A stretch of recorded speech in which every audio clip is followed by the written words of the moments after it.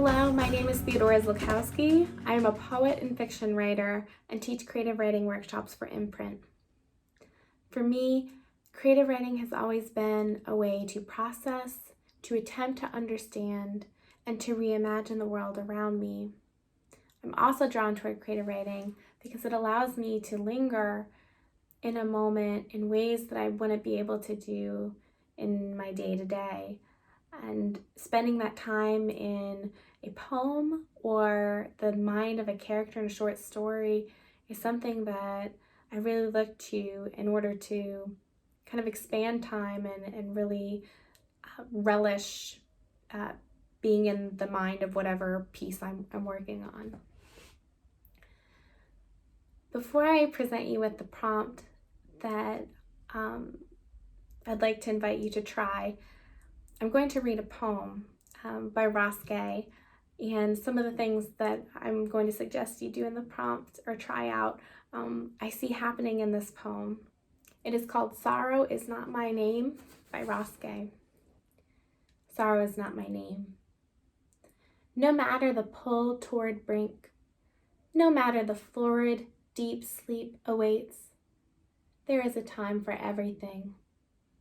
Look, just this morning, a vulture nodded his red, grizzled head at me, and I looked at him, admiring the sickle of his beak.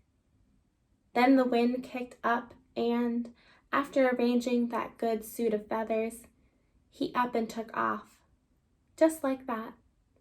And to boot, there are, on this planet alone, something like 2 million naturally occurring sweet things, some with names so generous as to kick the steel from my knees. Agave, persimmon, stickball, the purple okra I bought for $2 at the market. Think of that. The long night, the skeleton in the mirror, the man behind me on the bus taking notes, yeah. But look, my niece is running through a field calling my name. My neighbor sings like an angel, and at the end of my block is a basketball court. I remember. My color's green. I'm spring. And so the last line of Ross Gay's poem, I Remember, is going to be the starting place for this prompt. I would like you to, whether it's all in one sitting or throughout the day or throughout the week, I'd like you to come up with 10 specific things that you remember. These memories can come from childhood, they can come from yesterday, they can come from 5 minutes ago. The important thing is that they're specific and that you're drawn to them, they give you joy, you want to write about them.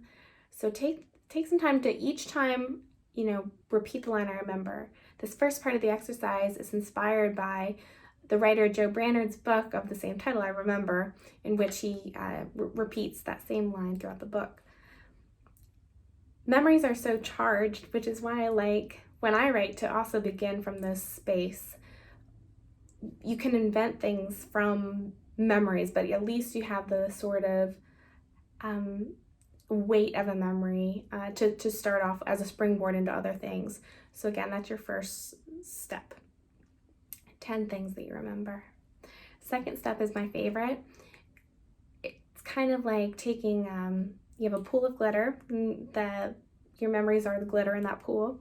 You're taking a sieve and pulling out the ones that either glitter the strongest or are the best gems in that pool. I would like you to choose 3 to 4 of those memories that you're most drawn to and that you really want to take forward into the next step of the process. So choose 3 to 4 memories that you're really drawn to from the original 10 that you wrote down. For step 3, I'd like you to try to put those memories in a conversation.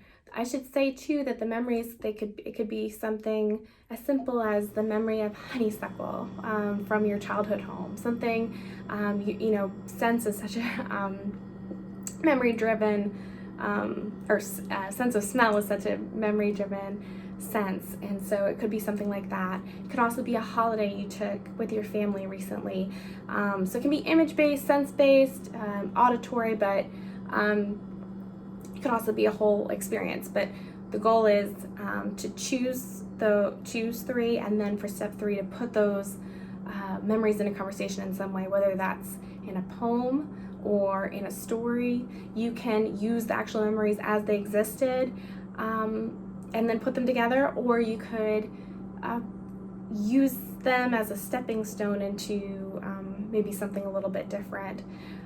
What's really lovely about beginning with memories, though, is because it is a form of repetition. You're calling something back. That's what to remember means, is to call back. And so I think in calling back, you're bringing something of yourself out, and you're able to then really, spend some time with it on the page. I'll give you an example of a way in which I've used this recently. I'm working on a novel now where there's a child in it who's very important, and she has a doll.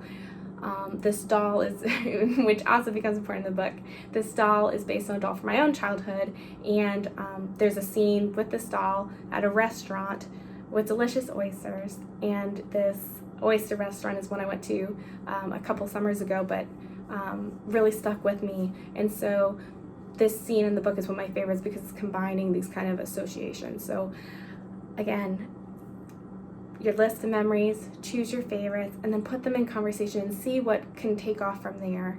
I really hope that this is a useful exercise for you, and even if you're just able to just keep making lists, it can be a nice place to really linger in, especially a joyous memory, and then to see what kind of creative associations come from there. Thank you for joining us online and for all that you're doing for Houston. We would love to hear from you. Please consider sharing your response to this writing exercise. Email your written piece to CPAM2@HoustonMethodist.org. Happy writing and reading, and take care.